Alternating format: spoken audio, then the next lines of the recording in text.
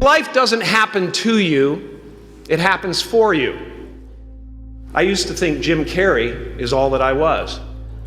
Just a flickering light, a dancing shadow. I used to believe that who I was ended at the edge of my skin, that I had been given this little vehicle called a body from which to experience creation. It was, after all, a loner and would have to be returned. Then I learned that everything outside the vehicle was part of me too. And now I drive a convertible. Now, fear is going to be a player in your life, but you get to decide how much. You can spend your whole life imagining ghosts, worrying about the pathway to the future, but all there will ever be is what's happening here, and the decisions we make in this moment, which are based in either love or fear. So many of us choose our path out of fear disguised as practicality. What we really want seems impossibly out of reach and ridiculous to expect, so we never dare to ask the universe for it. I'm saying I'm the proof that you can ask the universe for it. My father could have been a great comedian, but he didn't believe that that was possible for him. And so he made a conservative choice. Instead, he got a safe job as an accountant. And when I was 12 years old, he was let go from that safe job. And our family had to do whatever we could to survive. I learned many great lessons from my father, not the least of which was that you can fail at what you don't want. So you might as well take a chance on doing what you love. It's not the only thing he taught me, though. You know, I watched the effect of my father's love and humor and how it altered the world around me. And I thought, that's something to do. That's something worth my time. It wasn't long before I started acting up. You know, people would come over to the house and they'd be greeted by a 7-year-old throwing himself down a large flight of stairs. They would say, "What happened?" And I would say, "I don't know, let's check the replay." I'd go back to the top of the stairs and come back down in slow motion.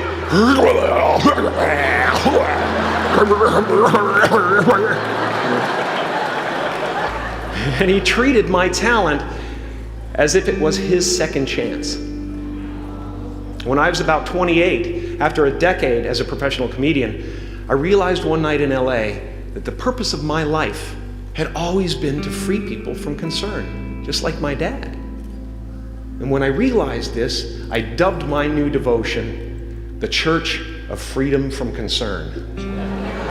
The Church of FFC.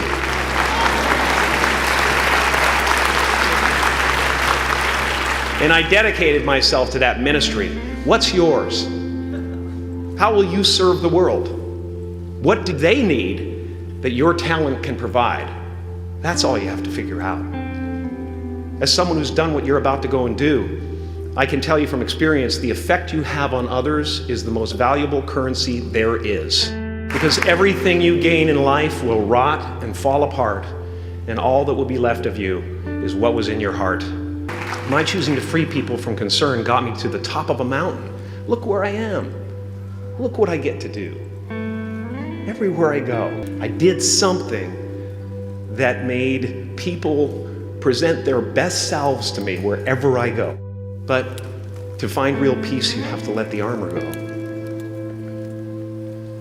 Your need for acceptance can make you invisible in this world. Don't let anything stand in the way of the light that shines through this form. Risk being seen in all of your glory.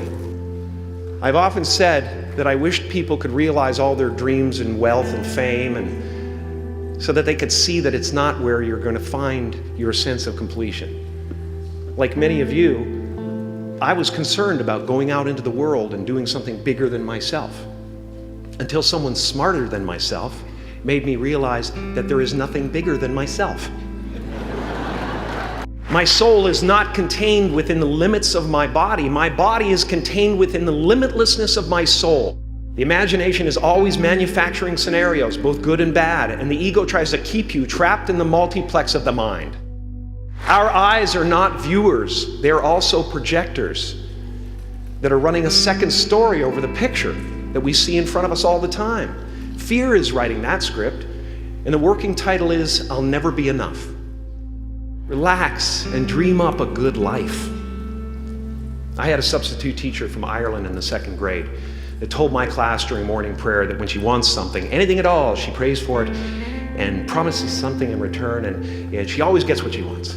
Well, I'm sitting at the back of the classroom, thinking, wow, my family can't afford a bike, So I went home and I prayed for one. And I promised I would recite the rosary every night in exchange. Broke that promise. But 2 weeks later, I got home from school to find a brand new Mustang bike with a banana seat and Easy Rider handlebars. My family informed me that I had won the bike in a raffle that a friend of mine had entered my name in without my knowledge whatsoever. So that type of thing has been happening to me ever since. As far as I can tell, it's just about letting the universe know what you want and working toward it while letting go of how it comes to pass. Your job is not to figure out how it's going to happen for you, but to open the door in your head. And when the door opens in real life, just walk through it. And don't worry if you miss your cue, because there's always doors opening. They keep opening. And when I say life doesn't happen to you, it happens for you, I really don't know if that's true. I'm just making a conscious choice to perceive challenges as something beneficial so that I can deal with them in the most productive way. You'll come up with your own style. That's part of the fun. Oh, and why not take a chance on faith as well? Not religion, but faith. Not hope, but faith. I don't believe in hope. Hope is a beggar. Hope walks through the fire and faith leaps over it. You are ready and able to do beautiful things in this world. And after you walk through those doors today, you will only ever have 2 choices, love or fear. Choose love, and don't ever let fear turn you against your playful heart.